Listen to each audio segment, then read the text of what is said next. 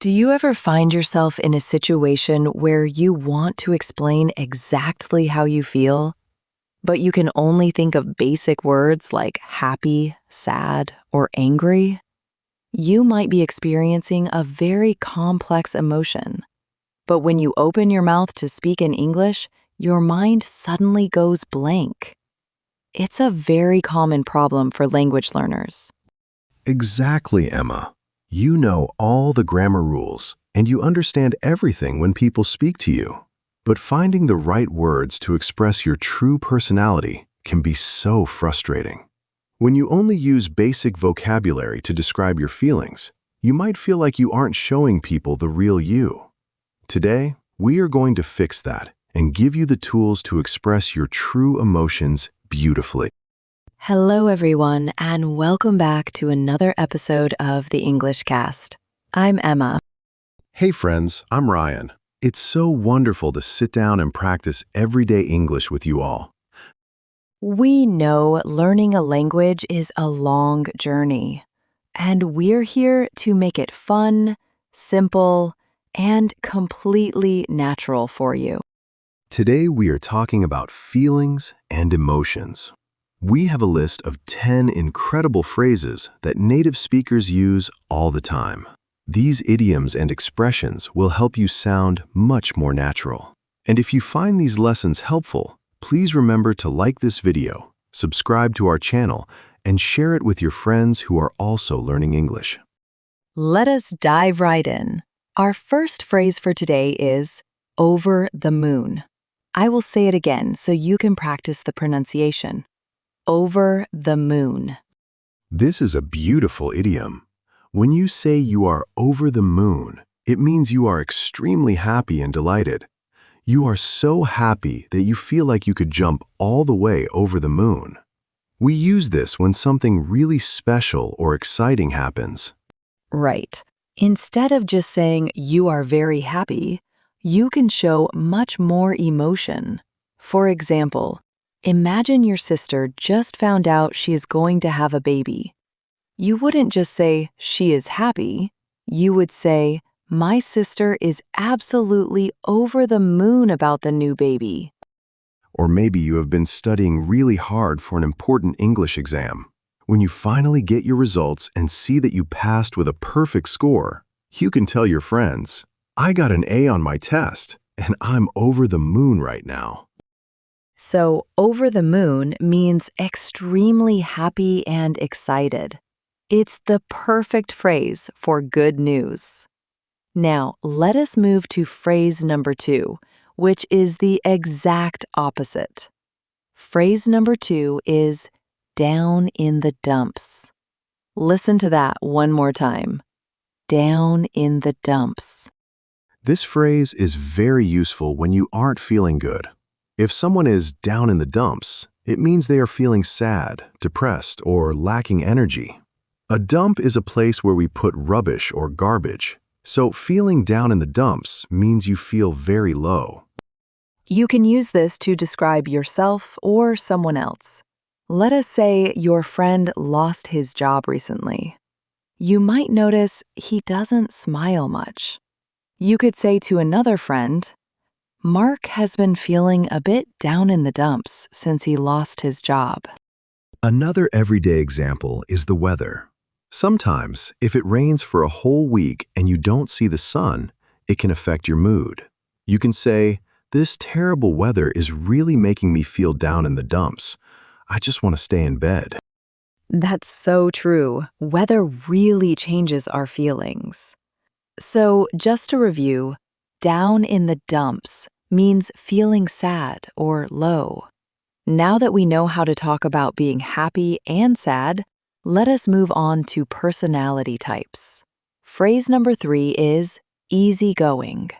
I will repeat it. Easygoing. Easygoing is a wonderful adjective to describe someone who is relaxed, tolerant, and isn't easily upset. An easygoing person doesn't stress about small problems. They just go with the flow. This is a great word for friends or colleagues. Think about planning a vacation with someone. If they don't care where you eat or what time you wake up, they are a great travel partner. You can say, I love traveling with Sarah because she is so easygoing. It's also a very positive trait for a boss or a teacher. If your boss allows you to work flexible hours and doesn't shout when you make a small mistake, you could tell your family, I'm so lucky. My new boss is incredibly easygoing. So, an easygoing person is relaxed and doesn't get angry easily. That brings us to our next personality word, which isn't as positive. Phrase number 4 is narrow-minded. Let me say it again. Narrow-minded. When you describe someone as narrow-minded, you mean they aren't willing to listen to new ideas, different opinions, or other ways of living. Their mind is narrow, meaning it's closed off to things they don't understand. You often hear this when people talk about politics, culture, or even just daily habits. For instance, if you have a friend who refuses to try food from other countries because they think only their local food is good, you might say, he is a bit narrow-minded when it comes to food. Or imagine someone who thinks there is only one correct way to dress or behave, and they judge anyone who looks different. You could describe them by saying, she has very narrow-minded views about fashion and culture. It's usually a negative description. Exactly. So, narrow-minded means someone isn't willing to accept new ideas or differences. But what about the opposite? That's our next phrase. Phrase number 5 is open-minded. Let me repeat it clearly. Open-minded. This is the exact opposite of our previous word. An open-minded person is willing to consider new ideas, listen to different opinions, and accept that other people live differently. It's a very polite and positive way to describe someone. If you are an open-minded person, you probably love learning new languages and meeting people from different backgrounds. You could say, traveling to different countries has really helped me become more open-minded. You can also use it in business or school. If your team has a difficult problem to solve, you want a manager who will listen to everyone. You could say, we need an open-minded leader who will listen to all of our suggestions before making a decision. So, open-minded means you are open to new concepts and different ways of thinking. Now, speaking of good people, let us look at phrase number 6. This is a beautiful idiom. Have a heart of gold. I will say it one more time. Have a heart of gold. This is one of my favorite idioms. If you say someone has a heart of gold, you mean they are extremely kind, generous, and caring. Gold is a very precious and valuable metal, so a heart of gold means their kindness is very precious. We usually use this for people who help others without asking for anything in return. For example, maybe you have an elderly neighbor who always bakes cookies for the street and looks after everyone's pets.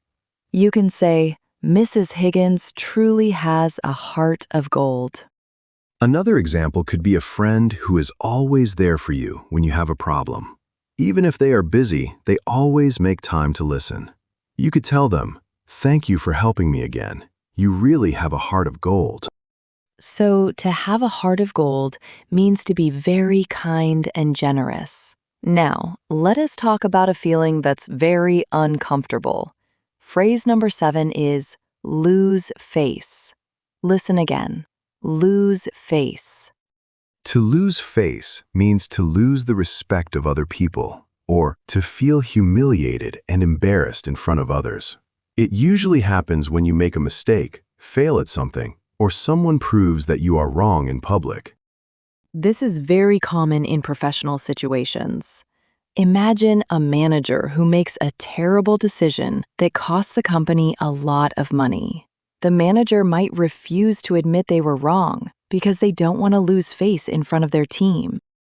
Or imagine you are arguing with a friend about a historical fact. You are completely sure you are right, but then your friend checks the internet and proves you are wrong. You might feel embarrassed and feel like you lose face in that moment. So, to lose face means to suffer embarrassment or a loss of respect.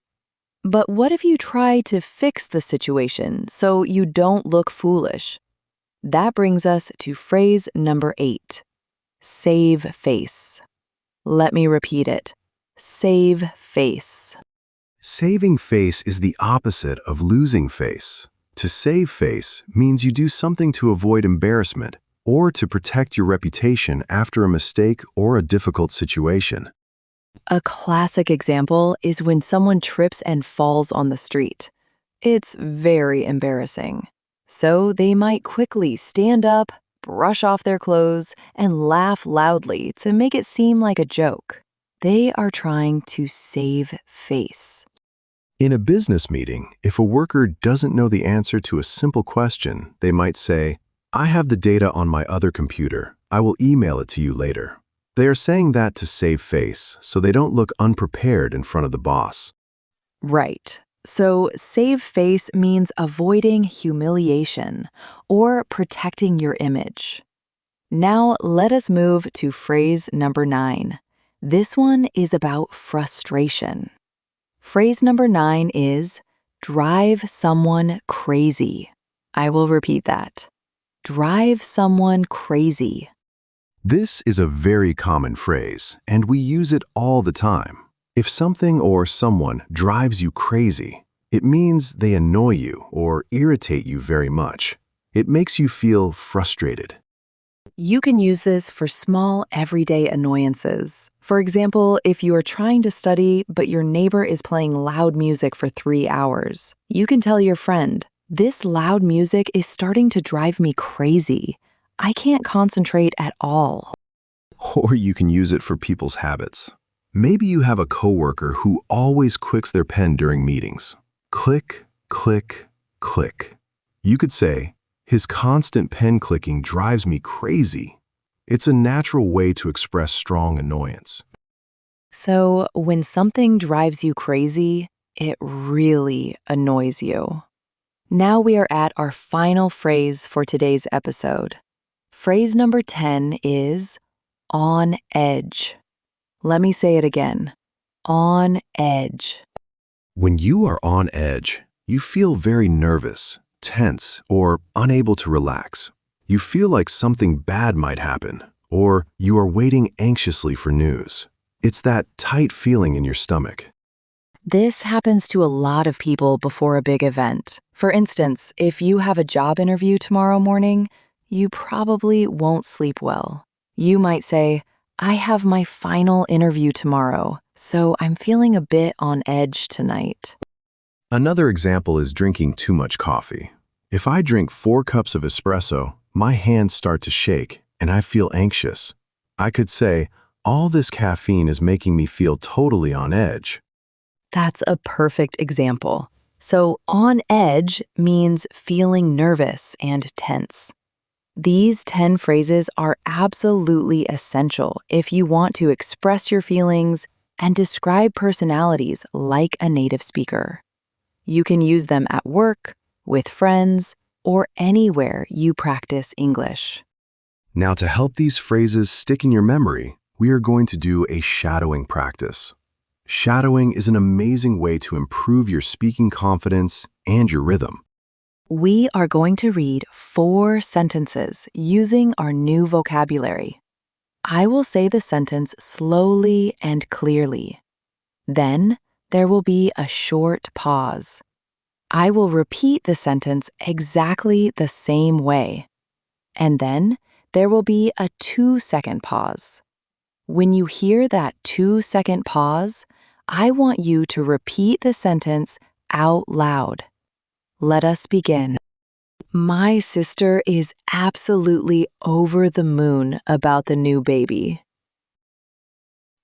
My sister is absolutely over the moon about the new baby. I love traveling with Sarah because she is so easygoing. I love traveling with Sarah because she is so easygoing. Mrs. Higgins truly has a heart of gold. Mrs. Higgins truly has a heart of gold. This loud music is starting to drive me crazy. This loud music is starting to drive me crazy. All right, that brings us to the end of today's episode. We hope this conversation helped make English feel clearer and more natural for you today. Before we go, we want to hear from you. What is something that recently made you feel over the moon? Let us know your answer in the comments below. We read all of them. If you enjoyed this episode, please like and subscribe to the English Cast. Thanks for investing your time with us. Keep learning, keep speaking, and we will see you next time.